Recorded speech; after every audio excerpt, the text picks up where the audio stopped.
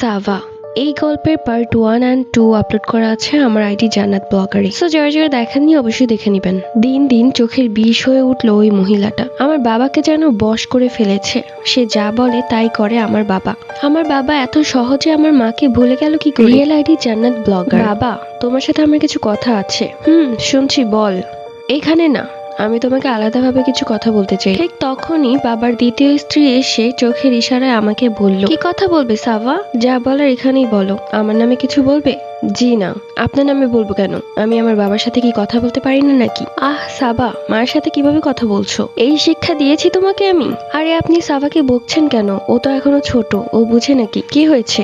এখন চুপ করে আছিস কেন? বল, কি বলবি? কিছু বলবো না। কি বলবো আমি আর? তোমার সাথে কোনো কথা বলতে গেলেই তোমার দ্বিতীয় স্ত্রী ওকালতি করে, সেগুলো আমার ভালো লাগে না। সাভা, তুই কিন্তু এখন আমার হাতে চড় খাবি। এখনই এখান থেকে দূর হ।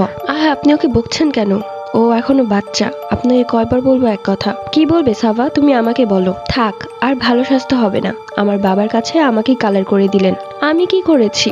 তুমি তো তোমার বাবার সাথে তর্ক করছো। ফারহানা, তুমি চুপ করো। ওর সাথে কথা বলবে না, বিয়াদব মেয়ে একটা। বাবা মায়ের সাথে কিভাবে কথা বলতে হয় সেটাই জানে না। বাবা বলবে, শুধু বাবা।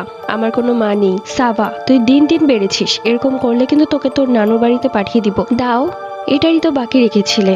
নানু বাড়িতেই আমি ভালো থাকি। নানু আমাকে অনেক আদর করে, তোমার মতো বকে না। আমি আজকেই ব্যাগ গুছিয়ে নানু বাড়িতে চলে যাব আমার ভাইকে নিয়ে। ওকে কোথাও নিয়ে যেতে পারবি না, ও এখনো ছোট।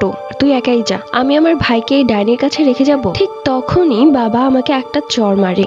অনেকবার বেড়েছিস, কিছু না বলতে বলতে একদম উপরে উঠে গেছিস। বিশ্বাস করতে পারছি না বাবা, এই প্রথমবার তুমি আমার গায়ে হাত তুললে, তাও আবার এই মহিলার কারণে। আরেকটা কথা বলবি আর একটা থাপ্পড় খাবি। বাঁচতে চাইলে তাড়াতাড়ি ব্যাগ গুছিয়ে নানু বাড়িতে চলে যা। মনে রেখো বাবা, যার জন্য এত কিছু করছো তার কারণে তুমি একদিন পস্তাবে। এরপর আর কোনো কিছু না বলে ব্যাগ গোছাতে শুরু করলাম। চোখ দিয়ে পানি পড়ছিল আমার। এই প্রথমবার বাবা আমার গায়ে হাত তুলেছে। আমি ছিলাম বাবার আদরের মেয়ে। ব্যাগ গোছানোর সময় সেই মহিলা পেছন থেকে এসে আমার হাত থেকে কাপড়গুলো নিয়ে বলল, কোথায় যাচ্ছ তুমি সাভা? এটা তোমার বাড়ি, তুমি এখানে থাকবে।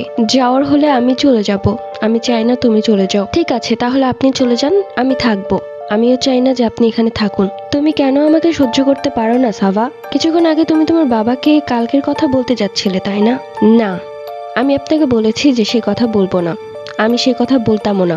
সামনে আমার স্কুল থেকে পিকনিকে নিয়ে যাওয়ার কথা, সেটাই বাবাকে বলতে চাচ্ছিলাম। তাহলে এই কথাটা তো তুমি আমার সামনেই বলতে পারতে। আমি অযথা ভয় পেতাম না। আমি চাচ্ছিলাম আমার বাবার সাথে একান্তে কথা বলতে, কিন্তু সেটা আর সম্ভব কিভাবে? কারণ আপনি আমার বাবার আগে পিছে যেভাবে ঘুরঘুর করেন, আমি আমার বাবার সাথে একটু আলাদা কথাও বলতে পারি না। রাগ করে না সাভা, দেখি বাবা কোথা মেরেছে। ইস, গালটা ফুলে গেছে। দাঁড়াও, আমি তোমাকে বরফ লাগিয়ে দিচ্ছি। পার্ট 4 লাগবে?